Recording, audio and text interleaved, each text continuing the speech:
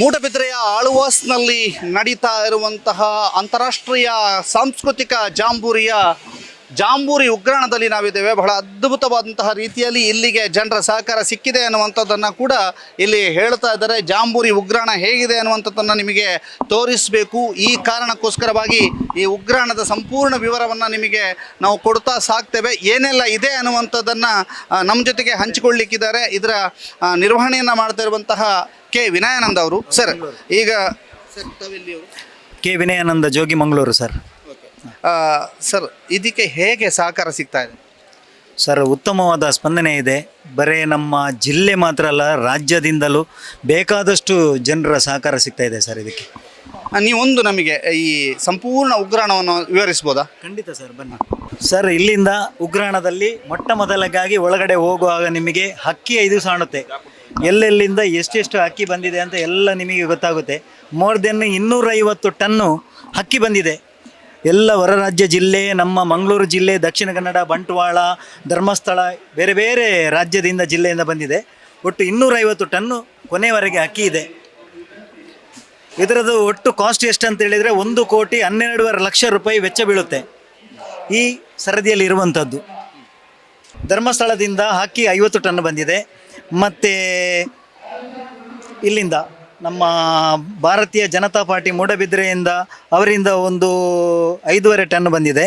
ಮತ್ತು ಸೋಮನಾಥ ದೇವಸ್ಥಾನದಿಂದ 7 ಟನ್ ಬಂದಿದೆ. ಮತ್ತು ಉಚ್ಚಿಲ ದೇವಸ್ಥಾನದಿಂದ 4 ಟನ್ ಅಕ್ಕಿ ಬಂದಿದೆ. ಮತ್ತು ಬಂಟ್ವಾಳ ಚಂದ್ರಶೆಟ್ಟಿಯವರ ಬೃಹತ್ತಾಕಾರದ 350 ಗಾಡಿಗಳೊಂದಿಗೆ 1,42,000 kg ಅಕ್ಕಿ ಬಂದಿದೆ. ಮೂಡಬಿದ್ರೆಯಿಂದ 20 ಟನ್ ಅಕ್ಕಿ ಬಂದಿದೆ. ಪುತ್ತೂರಿಂದ 3,000 kg ಅಕ್ಕಿ ಬಂದಿದೆ. ಹಾಗೆ ಟೋಟಲು 2,50,000 kg ಅಕ್ಕಿ ಇಲ್ಲಿ ಬಂದಿದೆ. ಇದು ಅಕ್ಕಿಯನ್ನು ಶೇಖರಿಸಿಟ್ಟಂಥದ್ದು ನಿಮಗೆ ತೋರಿಸ್ತಾ ಇದ್ದೀವಿ. ಯಾವ ರೀತಿಯಾಗಿ ಅಕ್ಕಿಯನ್ನು ಶೇಖರಿಸಿಟ್ಟಿದ್ದಾರೆ, ಒಂದೇ ಕಡೆ ಅಕ್ಕಿಯನ್ನು ಶೇಖರಿಸಿಟ್ಟಿದ್ದಾರೆ. ಅದರ ಜೊತೆಗೆ ಬ್ರ್ಯಾಂಡ್ ಚೇಂಜ್ ಆಗಬಹುದು. ಈಗ ಫಾರ್ಚೂನ್ ಬ್ರ್ಯಾಂಡ್ ಇದೆ, ಅಥವಾ ಸೂರ್ಯ ಬ್ರ್ಯಾಂಡ್ ಇದೆ, ಅಥವಾ ಬೇರೆ ಎಲ್ಲ ಬ್ರ್ಯಾಂಡ್ಗಳ ಅಕ್ಕಿಗಳಿದ್ದಾವೆ. ಆಯಾಯ ಬ್ರ್ಯಾಂಡಿನ ಪ್ಯಾಕೆಟ್ಗಳನ್ನು ಅಲ್ಲಲ್ಲಿ ಇಡುವಂತಹ ವ್ಯವಸ್ಥೆಯನ್ನು ಕಲ್ಪಿಸಿದ್ದಾರೆ. ಈ ಮೂಲಕ ಫುಡ್ಡು ಮಾಡುವಾಗಲೂ ಕೂಡ ಯಾವುದೇ ರೀತಿಯಂಥ ತೊಂದರೆ ಆಗದಂಥ ರೀತಿಯಲ್ಲಿ ಎಚ್ಚರಿಕೆಯನ್ನು ವಹಿಸಿಕೊಂಡು ಸಂಪೂರ್ಣದ ವ್ಯವಸ್ಥೆಯನ್ನು ಮಾಡ್ತಾ ಇದ್ದಾರೆ. ಅದರ ಜೊತೆಗೆ ಇಲ್ಲಿ ಹೆಸರು ಬೇಳೆ, ಇದು ಸಂಪೂರ್ಣವಾಗಿ ಹೆಸರು ಬೇಳೆಯಿಂದ ತುಂಬಿದೆ. ಇದು ಕಂಪ್ಲೀಟ್ ಹೆಸರು ಬೇಳೆಯನ್ನು ಇಲ್ಲಿ ಜೋಡಿಸಿ ಇಟ್ಟಿರುವಂಥದ್ದು. ಸರ್, ಈಗ ಹೆಸರು ಬೇಳೆ ಎಷ್ಟು? ಸರ್, ಹೆಸರು ಬೇಳೆ ಎಲ್ಲ ಹೆಚ್ಚಿನದಾಗಿ ಬಂದ ಜನಗಳಿಂದ ಕಡಿಮೆ, ಹೆಚ್ಚಾಗಿ ಎಲ್ಲ ಸಂಸ್ಥೆಯಿಂದಲೇ ಪರ್ಚೇಸ್ ಮಾಡಿದ್ದು. ಅಂದರೆ ಯಾಕಂದರೆ ಎಲ್ಲ ಕಡೆಯಿಂದ ಬಂದದ್ದು ನಿಮಗೆ ತರಕಾರಿ, ಅಕ್ಕಿ, ಬೆಲ್ಲ, ರಾಗಿ, ದ್ರಾಕ್ಷೆ, ತೆಂಗಿನಕಾಯಿ, ಇದು ಬಿಟ್ಟು ಬೇರೆ ಯಾವುದು ಕೂಡ ಹೆಚ್ಚಿನ ಸಂಖ್ಯೆಯಲ್ಲಿ ಬರಲಿಲ್ಲ. ಸಕ್ಕರೆ ಬಂದಿದೆ ಸರ್. ಈಗ ಇಲ್ಲಿ ಪರ್ಚೇಸ್ ಮಾಡಿರೋದು ಹೊರೆ ಕಾಣಿಕೆಯಲ್ಲಿ ಬಂದಿರೋದು ಎಲ್ಲವೂ ಕೂಡ ಇದಾವಲ್ಲ. ಆಯಿತು, ಇಲ್ಲಿಗ ಎಲ್ಲವನ್ನು ವಿವರಿಸಿ ಸರ್. ಇದು ಅದು ಜೀರಿಗೆ ಕೂಡ ಅಷ್ಟೇ ಸರ್. ಸಾಧಾರಣ ಒಂದು 3-4 ಟನ್ ಜೀರಿಗೆ ಪರ್ಚೇಸ್ ಮಾಡಿದ್ದೇವೆ. ನಾವೇ ಪರ್ಚೇಸ್ ಮಾಡಿದ್ದು ಎಲ್ಲ ಇಲ್ಲಿರುವಂಥ ಅವಲಕ್ಕಿ ಕೂಡ ನಾವೇ ಪರ್ಚೇಸ್ ಮಾಡಿದ್ದೇವೆ. ಸ್ವಲ್ಪ ಅವಲಕ್ಕಿ ಮಾತ್ರ ಹೊರಗಡೆಯಿಂದ ಬಂದಿದೆ. ಇಲ್ಲಿ ಸರದಿಯಲ್ಲಿರುವಂಥ ಎಲ್ಲ ಸಾಮಗ್ರಿಗಳನ್ನು ಇಲ್ಲಿಯ ಸಂಸ್ಥೆಯೇ ಪರ್ಚೇಸ್ ಮಾಡಿರ್ತದೆ. ಜಾಂಬೂರಿಗೆ ಬೇಕಾದಷ್ಟು ಐಟಮ್ಗಳನ್ನು ಪರ್ಚೇಸ್ ಮಾಡಿದ್ದೇವೆ. ಬೃಹತ್ ಉಗ್ರಾಣವನ್ನು ನಿರ್ಮಾಣ ಮಾಡಿದ್ದೀರಿ. ಈ ಉಗ್ರಾಣದ ನಿರ್ವಹಣೆ ಎಷ್ಟು ಸುಲಭ, ಎಷ್ಟು ಕಷ್ಟ? ಸರ್, ನಾನು ಸಾಧಾರಣ ನಿಮ್ಮ ಹತ್ರ ಹೇಳೋದಾದರೆ 30 ಬ್ರಹ್ಮಕಲಶ ಸುಧಾರಿಸಿ ಬಂದಿದ್ದೇನೆ. ದಕ್ಷಿಣ ಕನ್ನಡ ಜಿಲ್ಲೆ ಮಾತ್ರ ಅಲ್ಲದೆ ಹೊರ ಜಿಲ್ಲೆಗಳಲ್ಲೂ ಕೂಡ ನಾನು 30 ಬ್ರಹ್ಮಕಲಶವನ್ನು ಸುಧಾರಿಸಿ ಕಳೆದ ಬಾರಿ ನಾನು ಜಿಲ್ಲಾ ರಾಜ್ಯೋತ್ಸವ ಪ್ರಶಸ್ತಿಗೆ ಇದರಿಂದಲೇ ಆಯ್ಕೆಯಾಗಿದ್ದೇನೆ. ಅದರಿಂದಲೇ ನೋಡಿ ನನ್ನನ್ನು ಈ ಬಾರಿಗೆ ಇಲ್ಲಿಯ ಮೂಡಬಿದ್ರೆಯ ಜಾಂಬೂರಿ ಉತ್ಸವಕ್ಕೆ ನನ್ನನ್ನು ಕರೆದು ಈ ಅಚ್ಚುಕಟ್ಟಾದ ನಮ್ಮಲ್ಲಿ ಉಗ್ರಾಣವನ್ನು ಮಾಡಿ, ಹಾಗೂ ಅದೇ ಎದುರಿನ ಮುಂಭಾಗದಲ್ಲಿ ದೇವರ ಮಂಟಪ ಇದೆ. ಎಲ್ಲ ಉಗ್ರಾಣಗಳಲ್ಲಿ ಇದೊಂದು ಮುಖ್ಯವಾಗಿರುತ್ತದೆ.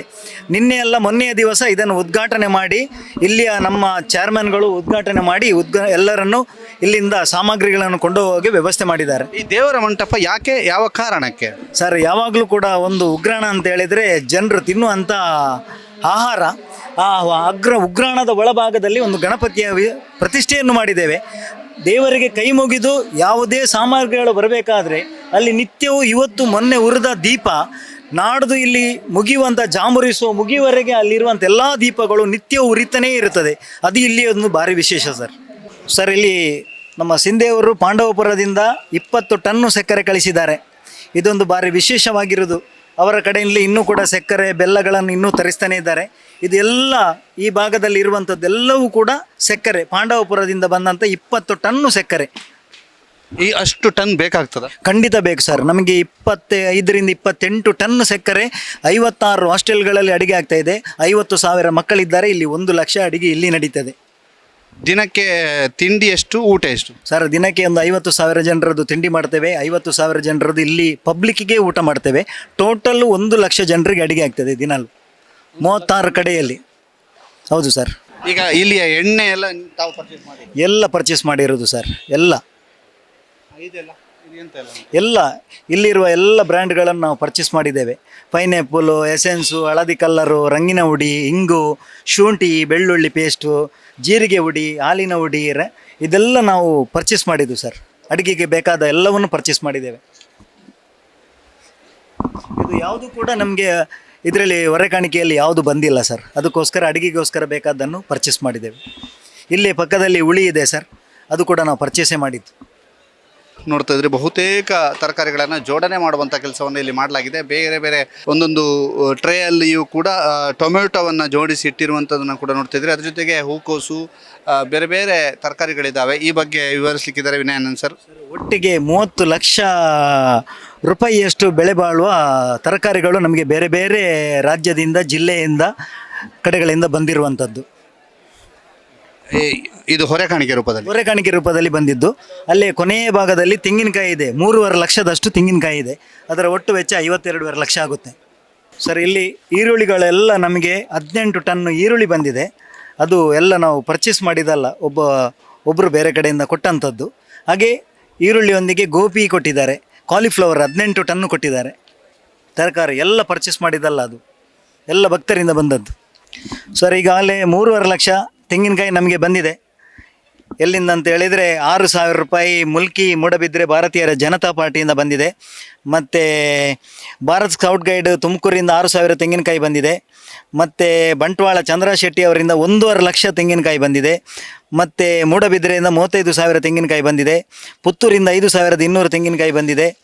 ಮತ್ತು ಒಟ್ಟಿಗೆ 3.5 ಲಕ್ಷ ತೆಂಗಿನಕಾಯಿ ಬೇರೆ ಬೇರೆ ಕಡೆಯಿಂದ ಬಂದದ್ದು ಸರ್. ಜಾಂಬೂರಿ ಉಗ್ರಾಣ ಅನ್ನುವಂಥದ್ದು ಬಹುದೊಡ್ಡ ಒಂದು ಅಚ್ಚರಿಯ ಉಗ್ರಾಣದ ರೀತಿಯಲ್ಲಿ ಕಂಡು ಬರ್ತಾ ಇದೆ. 1-2 ಕೆಜಿಗಳಲ್ಲ, ಸುಮಾರು ಲಕ್ಷ ಜನಕ್ಕೆ ದಿನಕ್ಕೆ 56 ಕಡೆ ಅಡುಗೆಯ ಕೆಲಸ ಆಗ್ತಾ ಇದೆ. ಸರ್, ಎಷ್ಟೆಷ್ಟು ಕೆಜಿ ಏನೇನಿದೆ ಸರ್? ಒಟ್ಟಿಗೆ ತೆಂಗಿನಕಾಯಿ 3.5 ಲಕ್ಷ ತೆಂಗಿನಕಾಯಿ ಬಂದಿದೆ. ಅದರ ಒಟ್ಟು ವೆಚ್ಚ 52.5 ಲಕ್ಷ ಬರುತ್ತೆ. ಅಕ್ಕಿ 250 ಟನ್ನು ಬೇರೆಯವರಿಂದ ಬೇರೆ ಬೇರೆ ರಾಜ್ಯ ಜಿಲ್ಲೆಯಿಂದ ಬಂದದ್ದು. ಅದು 1,12.5 ಲಕ್ಷ ರೂಪಾಯಿ ಆಗುತ್ತೆ. ಸಕ್ಕರೆ 56 ton 60,000 K G. 56 ton 60,000 K G. ಒಟ್ಟಿಗೆ ಅದರ ವೆಚ್ಚ 21,60,000 ರೂಪಾಯಿ ಆಗುತ್ತೆ. ಈಗ ಬೇರೆ ಕಡೆಯಿಂದ ಬಂದಂತೂ 3,000 ಕೆ ಜಿ ಬೆಲ್ಲ, 4 ಟನ್ನು ಕೊಡಗು ಜಿಲ್ಲೆಯಿಂದ ಕಾಫಿ ಬಂದಿದೆ ಸರ್. ಅದರ ಒಟ್ಟು ವೆಚ್ಚ 9 ಲಕ್ಷ ಆಗುತ್ತೆ. ಒಟ್ಟು ತರಕಾರಿ ಬೇರೆ ಬೇರೆ ಕಡೆಯಿಂದ ಬಂದಿದೆ. ಈರುಳ್ಳಿ 18 ಟನ್ನು, ಕಾಲಿಫ್ಲವರ್ 18 ಟನ್ನು, ಇದೆಲ್ಲ ಸೇರಿ ಒಂದು 30 ಲಕ್ಷ ರೂಪಾಯಿ ತರಕಾರಿ ಬಂದಿದೆ. ದ್ರಾಕ್ಷಿ 1 ಟನ್ ಬಂದಿದೆ ಸರ್. ಅದರ ವೆಚ್ಚ 3 ಲಕ್ಷ ರೂಪಾಯಿ ಆಗುತ್ತೆ. ಈಗ ಆಲ್ರೆಡಿ ನಮ್ಮಲ್ಲಿಗೆ ಇನ್ನು ಮಂಗಳೂರಿಂದ ಇನ್ನೂ ಬರಲಿಕ್ಕಿದೆ ಸರ್. ಇಲ್ಲಿವರೆಗೆ ಬಂದದ್ದು ನಮ್ಮಲ್ಲಿ ಒಟ್ಟು ಉಗ್ರಾಣದೊಳಗಿರುವಂಥ ಒಂದು ಮೊತ್ತ ಅಂದರೆ 2.5 ಕೋಟಿಗಿಂತಲೂ ಮಿಕ್ಕಿ ಇಲ್ಲಿ ಸಾಮಗ್ರಿಗಳು ನಮಗೆ ಬಂದಿದೆ. ಹೊರಗಡೆಯಿಂದ ಬಂದದ್ದೇ 2.5 ಕೋಟಿ. ಹೊರಗಡೆಯಿಂದ ಬಂದದ್ದೇ 2.5 ಕೋಟಿ. ಪರ್ಚೇಸ್ ಮಾಡೋದು ಬಿಟ್ಟು 2.5 ಸಾವಿರಕ್ಕಿಂತಲೂ ಮಿಕ್ಕಿ 2.5 ಕೋಟಿಯಷ್ಟು ಮಿಕ್ಕಿ ಇಲ್ಲಿಗೆ ಬಂದಿದೆ ಸರ್. ಇದು ವಿನಯಾನಂದ್ ಅವರ ಮಾತು. ಬಹಳ ವಿಶೇಷವಾಗಿ ನಮ್ಮ ಜೊತೆಗೆ ಇಷ್ಟೊತ್ತು ಅಂದರೆ, ಯಾಕೆಂದರೆ ಅವರು ಸ್ವಲ್ಪ ಬಹಳ ಬ್ಯುಸಿ ಇದ್ದಾರೆ. ಎಲ್ಲದಕ್ಕೂ ಐಟಮನ್ನು ಕೊಡುವಂಥದ್ದು ಅಂಥದ್ರಲ್ಲೆಲ್ಲ ಬ್ಯುಸಿ ಇದ್ದಾರೆ. ಆದರೆ ಅದರ ನಡುವೆ ನಮ್ಮ ಜೊತೆಗೆ ಮಾತುಕತೆಗೆ ಸಿಕ್ಕಿದರೆ ಸರ್, ಎಷ್ಟು ಬ್ಯುಸಿ ಇರ್ತೀರಿ? ಬೆಳಿಗ್ಗೆ ನೀವು ಎಷ್ಟೊತ್ತಿಗೆ ಅಂತ ಹೇಳಿ? 7 ಗಂಟೆಗೆ ಬರ್ತೇನೆ. ರಾತ್ರಿ ಹೋಗುವಾಗ ಒಂದು 1 ಗಂಟೆ 2 ಗಂಟೆ ಆಗುತ್ತೆ ಸರ್. ಇಲ್ಲೇ ರೂಮ್ ಕೊಟ್ಟಿದ್ದಾರೆ, ವ್ಯವಸ್ಥೆ ಎಲ್ಲ ಮಾಡಿದ್ದಾರೆ ಸರ್ ಇಲ್ಲಿ.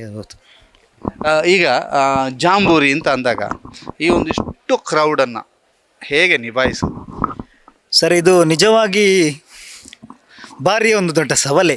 ಯಾಕಂದರೆ ಯಾರಿಂದೂ ಸಾಧ್ಯ ಇಲ್ಲ sir. Actually scout and guide ಅವ್ರದ್ದು ಎಲ್ಲಿ ಕೂಡ ಜಾಂಬೂರಿಸವಾಗಿದ್ರೆ ಈ ಥರ ರೂಮ್ ಎಲ್ಲ ಕೊಡೋ ಫೆಸಿಲಿಟಿ ಇಲ್ಲ ಸರ್. ಎಲ್ಲ ಕಡೆಯಲ್ಲಿ ಒಂದು 20,000 ಹಾಕಿ ಡೇರೆ ಟೆಂಟ್ಗಳನ್ನು ಹಾಕಿ ಅದಕ್ಕೆ ವ್ಯವಸ್ಥೆ ಮಾಡಿ ಕೃತಕ ಶೌಚಾಲಯಗಳನ್ನು ವ್ಯವಸ್ಥೆ ಮಾಡಿ ಕೊಡೋದು. ಆದರೆ ಈ ಬಾರಿ ಅಂತಾರಾಷ್ಟ್ರೀಯ ಮಟ್ಟದ ಒಂದು ಜಾಂಬೂರಿಸ ಆಗೋದ್ರಿಂದಾಗಿ ಎಲ್ಲ ರಾಜ್ಯದಿಂದ ಮತ್ತು 10 ಬೇರೆ ಇದರಿಂದ ಬಂದಿದ್ದಾರೆ ಸರ್. ಅಂತಾರಾಜ್ಯದಿಂದ ಬಂದಂಥ 10 ಕಂಟ್ರಿಯಿಂದ ಬಂದವರಿದ್ದಾರೆ.